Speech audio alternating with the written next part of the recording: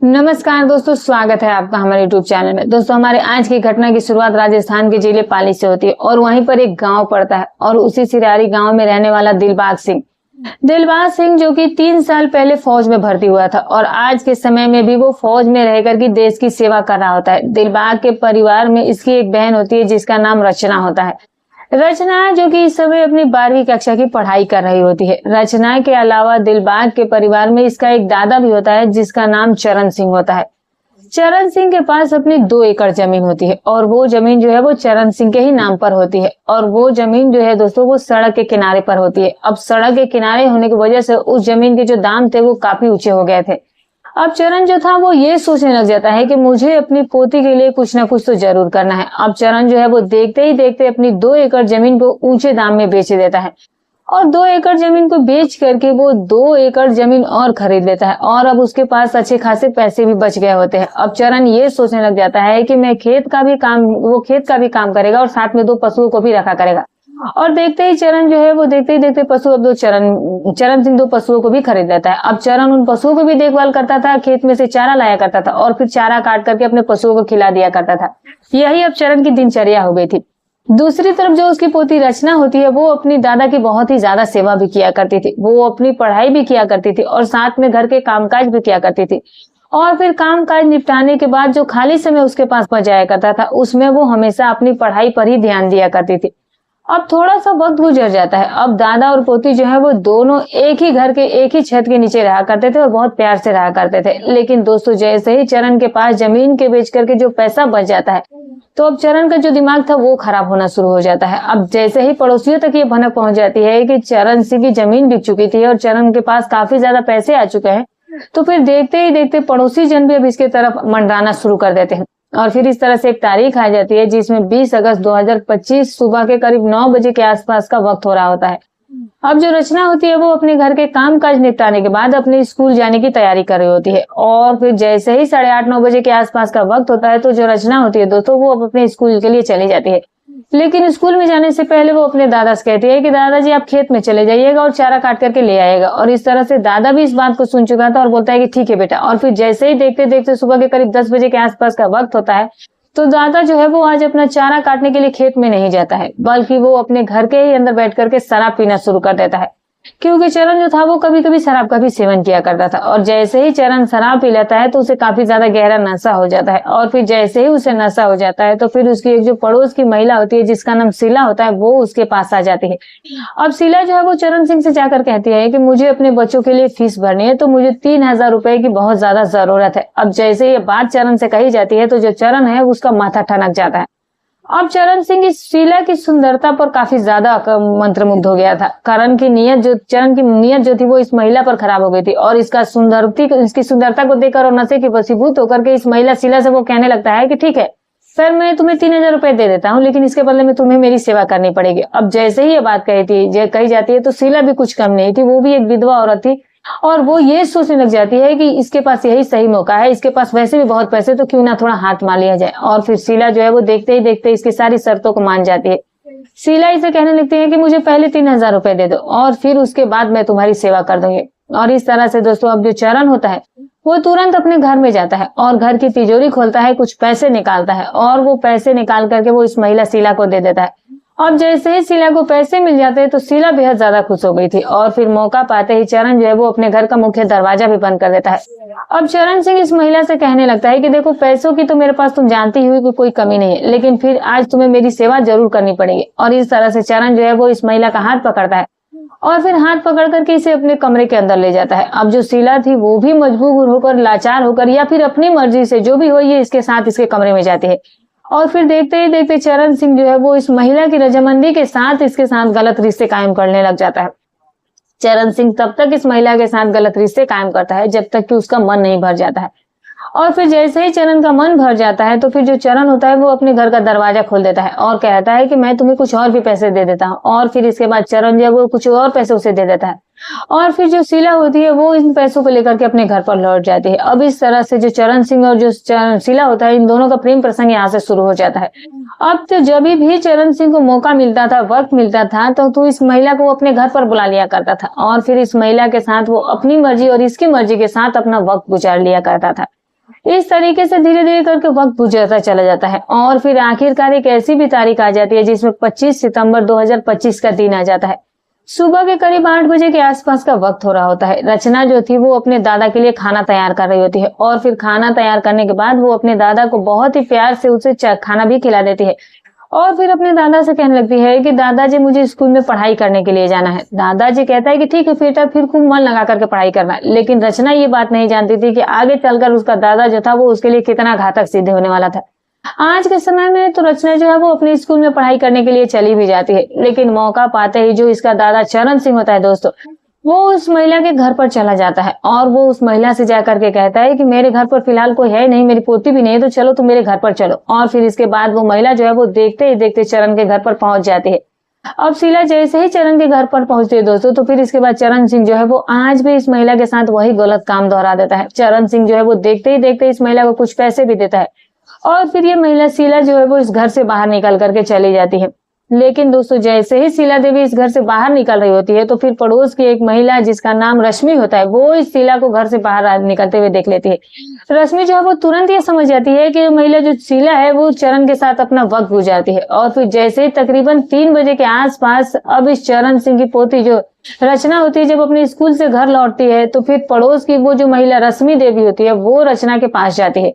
और जाकर रचना से कहती है कि तुम्हारे जो दादाजी है वो उस विधवा महिला शीला के चक्कर में पड़े हुए हैं, वो दोनों जो है वो एक दूसरे के साथ गलत काम भी करते हैं। अब रचना जैसे ही रश्मि की बातों को सुनती है तो उसे भरोसा नहीं होता है। रचना उसे कहने लगती है कि मेरे दादाजी ऐसे व्यक्ति है ही नहीं, वो बहुत ही ज्यादा अच्छे हैं, वो भगवान के समान है।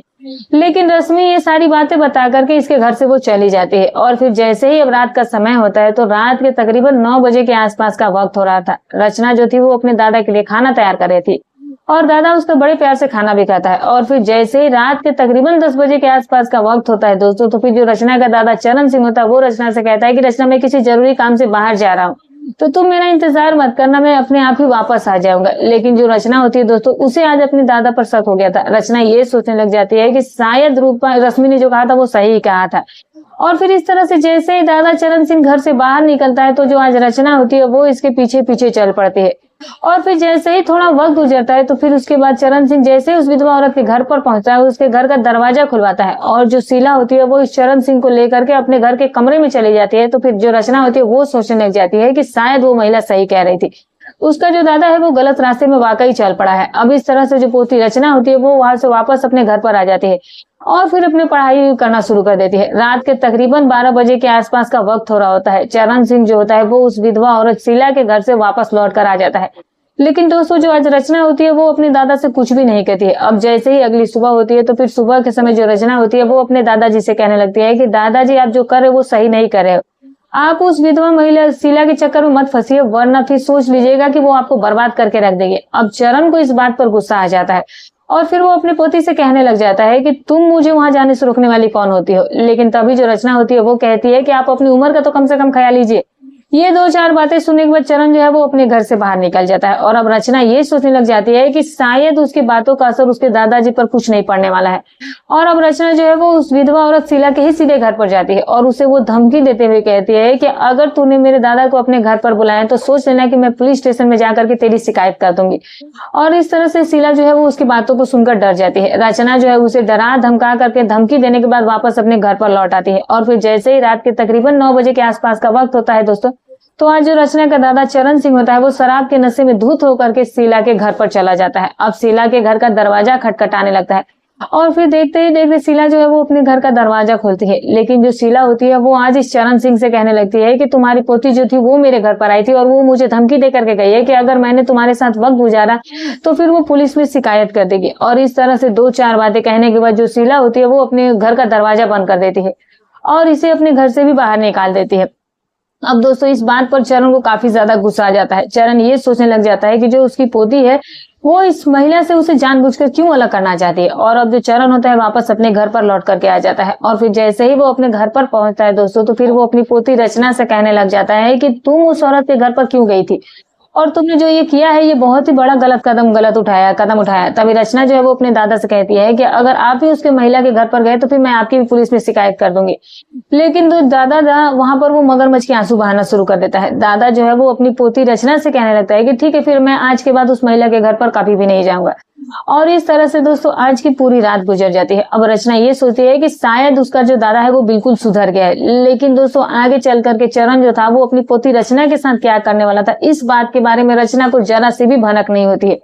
और अब दिन ऐसे ही गुजरते चले जाते हैं और फिर आखिरकार एक ऐसी तारीख भी आ जाती है जिसमें 10 अक्टूबर 2025 की सुबह करीब 8 बजे के आसपास का वक्त हो रहा था। रचना जो थी वो अपने स्कूल जाने के लिए तैयार हो रही थी, लेकिन तभी उसका दादा उसे कहने लग जाता है कि आज तुम्हें स्कूल नहीं जाना है, बल्कि तुम्हें आज मेरे साथ चारा काटने के लिए खेत में चलना पड़ेगा, क्योंकि रचना तुम तो जानती हो कि आज मेरी तबीयत ठीक नहीं है। अब रचना ये सोचने लग जाती है कि ठीक है, उसका दादा जो है वैसे भी दिन रात मेहनत करता है, पशुओं के लिए चारा काट करके लाता है, और अगर आज मैं चारा काट करके ले आती हूँ तो इसमें कोई बहुत बड़ी बात नहीं हो जाएगी, मुझे चले जाना चाहिए। और रचना जो है वो अपने दादा चरण से कहते हैं कि ठीक है दादाजी, कोई बात नहीं, मैं आपके साथ आज खेत में चलती हूँ और वहीं मैं ही चारा काट कर ले आती हूँ। और इसके बाद दोस्तों चरण का दिमाग था, उसके दिमाग में तो कुछ और ही प्लान चल रहा होता है। और फिर जैसे ही रात के करीब 9 बजे के आसपास का वक्त हो जाता है तो फिर जो चरण होता है वो अपनी पोती रचना को लेकर के खेत में चला जाता है और इस तरह से दादा और पोती दोनों जो है वो पशुओं के लिए चारा काटना शुरू कर देते हैं। अब जैसे ही रचना अपने खेत में चारा काट रही होती है दोस्तों, तो फिर इस चरण की जो नीयत होती है वो अपनी पोती रचना को लेकर के खराब हो जाती है। चरण देखता है कि खेत में आज दूर दूर तक कोई होता भी नहीं है। अब चरण सिंह के मन में ये ख्याल आ जाते हैं कि आज अपनी पोती को उसे सबक तो सिखाना ही होगा, और इस तरह से जो चरण है वो मौका पाते ही अपनी पोती रचना के गर्दन पर हथियार रख देता है और फिर रचना से वो कहने लगता है कि अगर तुमने जरा से भी चीखने चिल्लाने या शोर मचाने की कोशिश की तो मैं तुम्हारा गला काट दूंगा। और इस तरह से लड़की जो है वो काफी ज्यादा डर जाती है। और फिर इसके बाद दोस्तों चरण जो है वो अपनी पोती रचना को लेकर के खेत में बने एक कमरे के अंदर चला जाता है और कमरे का दरवाजा बंद कर लेता है। और फिर ये चरण जो है वो अपनी ही पोती रचना के साथ गलत रिश्ते कायम करने में लग जाता है। चरण जो है आज अपनी पोती रचना के साथ तब तक इस गलत काम को करता है जब तक कि चरण की नीयत जो है वो भर नहीं जाती है, जब तक उसके सारे ख्वाहिश पूरे नहीं हो जाते हैं। और फिर जैसे ही चरण का ये सारा काम खत्म हो जाता है तो फिर वो रचना को छोड़ देता है और फिर रचना को वो धमकी देता है, कहता है कि अगर तुमने गांव में किसी भी व्यक्ति को कुछ भी बताने की कोशिश की तो मैं तुम्हें जान से मार दूंगा और घर से भी बाहर निकाल दूंगा। तुम तो जानती हो कि तुम्हारा जो भाई है वो तो फौज में ही काम करता है, तो वो यहाँ पर रहता भी नहीं है। अब इस तरह से दोस्तों इस लड़की को काफी डरा दिया जाता है, धमका दिया जाता है। और फिर बाद में चरण जो है वो अपने पशुओं के लिए चारा भी काटता है और साथ में अपनी पोती रचना से भी चारा कटवाता है। और फिर इस तरह से चारा काटने के बाद दोनों गांव में लौट करके आ जाते हैं। दोनों आज के समय में जो रचना थी वो किसी भी व्यक्ति के पास, किसी भी पड़ोस की महिला से इस बारे में कुछ भी नहीं बोलती है, क्योंकि जो रचना होती है वो ये सोचने लग जाती है कि इसमें तो उसी की बदनामी हो जाएगी, उसके ही परिवार की बदनामी हो जाएगी। अब जो रचना की यही सबसे बड़ी गलती साबित होने वाली थी, यही उसकी सबसे बड़ी भूल साबित होने वाली थी। अब जो रचना होती है वो ये सोचने लग जाती है कि उसका दादा जो है वो आज के बाद शायद उसके साथ कुछ नहीं करेगा, लेकिन रचना ये बात नहीं जानती थी कि आगे चल करके उसका दादा चरण जो है वो उसके साथ और भी बुरा काम करने वाला था। अब इस तरह से 2-3 दिन का वक्त गुजर जाता है और फिर शाम के करीब 7 बजे के आसपास का वक्त होता है कि चरण जो है वो अपने एक दोस्त गुलाब सिंह के पास फोन करता है और गुलाब सिंह से वो ये कहता है कि जल्दी से मेरे खेत में आ जाओ, बैठ करके अच्छी खासी पार्टी करते हैं। और फिर इस तरह से जो गुलाब सिंह होता है, इस गांव का जो जमींदार होता है, वो अब देखते ही देखते अपने दोस्त चरण सिंह के पास चला जाता है। अब दोनों बैठ करके वहां पर अच्छी खासी शराब भी पीने लग जाते हैं और फिर बातों ही बातों में दोस्तों अब जो गुलाब सिंह होता है वो ये कहने लग जाता है कि अगर कोई महिला यहाँ पर आ जाए तो मजा ही आ जाए। लेकिन तभी जो चरण होता है वो कहता है कि मेरी पोती ने तो मेरा सारा काम ही बिगाड़ दिया था, मैं तो एक महिला के साथ अपना रिश्ता भी जोड़ चुका था, लेकिन मेरी पोती ने उस सारे खेल को खत्म कर दिया। तभी जो गुलाब होता है वो कहता है कि तुम्हारी जो पोती है वो बहुत ही ज्यादा ही एडवांस लड़की है, बहुत ज्यादा गलत लड़की है। लेकिन वहां पर दोस्तों जो नशे की हालत में चरण जो है वो अपने सारा भेद खोलते हुए गुलाब से कहने लगता है कि अब तो मैं अपना सारा काम अपनी पोती के ही साथ करने लगा हूँ। अब जब गुलाब सिंह चरण की इन बातों को सुनता है तो फिर गुलाब सिंह कहने लग जाता है कि तुम अपने ही पोती के साथ भला ऐसा गलत काम कैसे कर लेते हो, क्यों करते हो। और फिर चरण सिंह जो है वो अपनी सफाई देते हुए कहता है कि उसने मेरे साथ गलत काम किया था, उसने मेरी ये काम छुड़वाए थे, इसीलिए मैं उसके ही साथ करने लगा हूँ। लेकिन दोस्तों यहाँ पर गुलाब की नीयत में भी कमी आ जाती है और गुलाब सिंह अब ये सोचने लग जाता है कि जब उसका दादा ही अपनी पोती के साथ गलत काम करता है तो अगर मैं उसके साथ गलत काम कर लूंगा तो फिर इसमें कौन सी बड़ी बात हो जाएगी। अब गुलाब जो है वो अपने दोस्त चरण से कहने लग जाता है कि ठीक है, फिर मैं आज मैं भी तेरे साथ तेरे घर पर चाहता हूँ। लेकिन दोस्तों नशे की हालत में चरण सिंह उसे कहता है कि फिर ठीक है, लेकिन इसके लिए तुम्हें पैसे देने पड़ेंगे। और फिर गुलाब जो है वो देखते ही देखते इसके सामने 20,000 रुपए रख देता है और फिर चरण को 20,000 रुपए का लालच आ जाता है। वो ये सोचने लग जाता है कि जब मैं उसके साथ गलत काम कर सकता हूँ तो फिर अगर गुलाब भी उसके साथ ये काम कर लेगा तो इसमें कौन सी बुराई है, क्योंकि इन दोनों का दिमाग जो था वो बिल्कुल ही सड़ चुका था, इन दोनों के दिमाग में गंदगी भर चुकी होती है। और इस तरह से दोस्तों चरण जो है वो आज रात के जैसे ही 9-9:30 बजे के आसपास का वक्त होता है तो फिर गुलाब को लेकर के अपने घर पर आ जाता है और फिर अपने घर का दरवाजा खुलाता है और सीधे घर के अंदर चला जाता है। और फिर देखते ही देखते चरण जो है वो अपने घर का मुख्य दरवाजा बंद कर लेता है और फिर अपनी पोती रचना से कहने लग जाता है कि जल्दी से जाकर के हमारे लिए खाना लेकर के आओ। और फिर इसके बाद रचना जो है वो डरी सहमी इन दोनों के लिए खाना तैयार कर देती है। अब ये दोनों वहां पर बैठ करके खाना खाने से पहले शराब पीते हैं और जब इन दोनों को गहरा नशा हो जाता है तो फिर खाना भी खा लिया जाता है और तब तक रात के तकरीबन 10:30 बजे के आसपास का वक्त हो चुका होता है। अब जो गुलाब होता है वो इस दोस्त से कहने लग जाता है कि तुमने मुझसे पैसे लिए थे तो अब मुझे वो भी काम करना है। और फिर इसके बाद दोस्तों चरण सिंह और गुलाब सिंह ये दोनों ही रचना के कमरे में चले जाते हैं और फिर रचना के साथ वो गलत काम करने में लग जाते हैं। ये दोनों यहाँ पर रात भर इस लड़की रचना के साथ तब तक इस गलत काम को करते हैं जब तक कि इन दोनों का मन नहीं भर जाता है। और फिर जैसे ही दोनों का मन भर जाता है तो फिर रचना को छोड़ दिया जाता है और फिर इस तरीके से पूरी रात गुजर जाती है। और जैसे ही अगला दिन होता है तो अगले दिन रचना जो है वो अपने स्कूल में भी नहीं जाती है। रचना ये सोचने लग जाती है कि शायद मुझे ये सारी बातें किसी न किसी से बता देनी चाहिए। कई बार तो उसके मन में ये ख्याल आता है कि उसको पुलिस स्टेशन चले जाना चाहिए, लेकिन फिर अगले ही पल रचना को अपने भाई की इज्जत का ख्याल आ जाता है। उसका भाई जो कि फौज में होता है, जिसका नाम दिलबाग होता है, उसके बारे में रचना जो है वो सोचने लग जाती थी। अब रचना जो है वो अपने भाई के बारे में ये सारी बातें सोच करके उसके जो कदम थे वो पीछे हट जाया करते थे, लेकिन यही सबसे बड़ी रचना की गलती साबित होने वाली थी, यही उसकी सबसे बड़ी भूल साबित होने वाली थी। दूसरी तरफ जो चरण सिंह और जो गुलाब सिंह होते हैं, अब जब भी उन दोनों को मौका मिलता था वो इस लड़की के घर पर आते थे, इसके साथ गलत काम करते थे और फिर बाहर निकल जाया करते थे। इसी तरीके से अब दिन गुजरते चले जा रहे थे और फिर आखिरकार एक ऐसी तारीख भी आ जाती है जिसमें 18 अक्टूबर 2025 का दिन आ जाता है। अब जो रचना का भाई दिलबाग फौजी होता है वो अपने घर पर दिवाली मनाने के लिए आता है और फिर जैसे ही शाम के 4 बजे के आसपास फौजी दिलबाग अपने घर पर पहुंचता है तो वो ये देखता है कि उसकी जो बहन है वो काफी ज्यादा मायूस थी, लेकिन उसकी बहन जो थी वो दिखावा करने लग जाती है कि वो बहुत ज्यादा खुश है।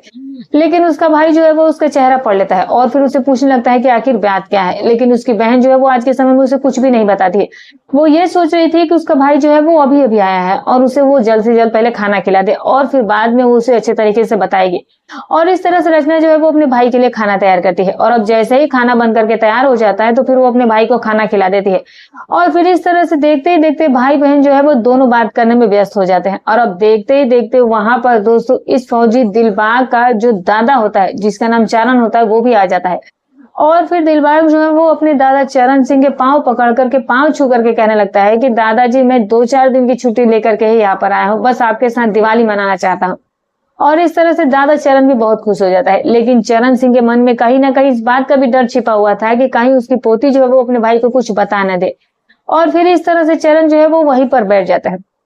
लेकिन वहां पर चरण सिंह को देख करके ये लड़की अपने भाई से उस वक्त तो कुछ भी नहीं कहती। और इस तरह से जैसे ही रात के तकरीबन 8:30 बजे के आसपास का वक्त होता है तो फिर जो चरण होता है फिर से अपनी शराब पीने के लिए अपने दोस्त गुलाब सिंह के बैठक में चला जाता है। और दूसरी तरफ रचना को भी मौका मिल गया था कि उसके भाई को वो सारी बातों के बारे में बता दे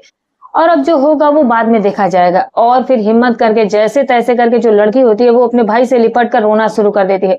और फिर जैसे ही भाई फौजी दिलबाग सिंह अपनी बहन से पूछने लगता है कि आखिर बात क्या है, मुझे पूरी बात बताओ। और फिर इसके बाद फौजी दिलबाग की बहन जो रचना होती है वो अपनी पूरी कहानी शुरू से लेकर आखिर तक अपने भाई दिलबाग को सुना देती है। और दिलबाग जब बहन की इन सारी बातों को सुनता है तो वो गुस्से से पागल हो जाता है।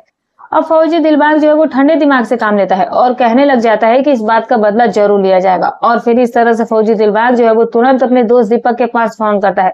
और दीपक जो था वो इस गांव के मुखिया का बेटा होता है और फिर इसका बहुत अच्छा दोस्त भी होता है। अब दिलबाग फौजी जो है वो अपने दोस्त दीपक से कहता है कि मैं तेरे पास आ रहा हूँ, मुझे तुमसे कुछ काम है और तू अपनी रिवॉल्वर अपनी साथ में लेकर आना। और इस तरह से फौजी दिलबाग जो है वो अपने दीपक दोस्त के पास जाता है और फिर अपनी बहन की पूरी कहानी जो है वो अपने दोस्त दीपक को बयां कर देता है। तभी दीपक कहने लगता है कि इस बात का बदला जरूर लेना चाहिए। और फिर इस तरह से दीपक जो है वो अब अपनी रिवॉल्वर लाता है और फिर दिलबाग के साथ दिलबाग के घर पर आ जाता है और उसकी बहन से दोबारा से पूछताछ की जाती है और उसकी बहन जो वो फिर से दीपक के सामने वही कहानी बयां करती है।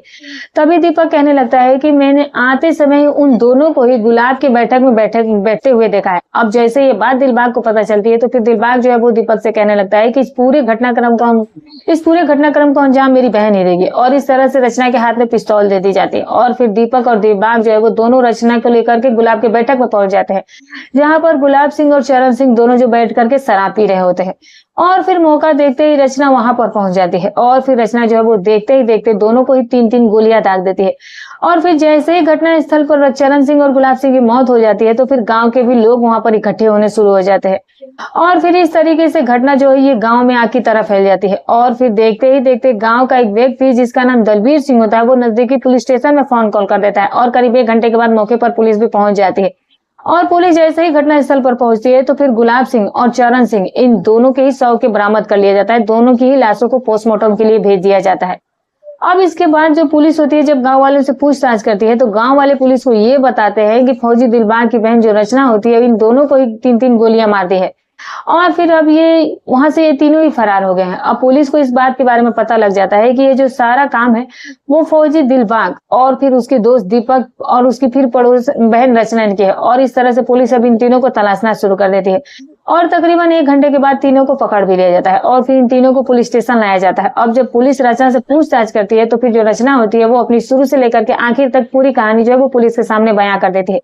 पुलिस भी सोचने पर मजबूर हो जाती है कि आखिरकार एक दादा जो है वो अपनी ही सगी पोती के साथ ऐसा घिनौना काम कैसे कर सकता था। लेकिन यहाँ पर जो पुलिस होती है वो इन तीनों के खिलाफ कानूनी कार्रवाई करने के लिए मजबूर हो जाती है और फिर पुलिस जो है वो इन तीनों के खिलाफ चार्जशीट दायर कर देती है। लेकिन अब ये बात भविष्य के गर्भ में छिपी है कि जज साहब आखिरकार इन तीनों को क्या सजा सुनाने वाले हैं। लेकिन इस पूरे घटनाक्रम के दौरान रचना ने जो कुछ किया अपने दादा और उस गुलाब सिंह को मारकर किया, क्या वो सही था या गलत था, कमेंट करके जरूर बताइएगा। तो दोस्तों ये रही कहानी। तो दोस्तों हमारी कहानी सुनाने का उद्देश्य ऐसे किसी की भावनाओं को ठेस पहुंचाना नहीं, ना ही किसी के दिल को आहत करना है, बस केवल आपको सतर्क करना है, आपको जागरूक करना है।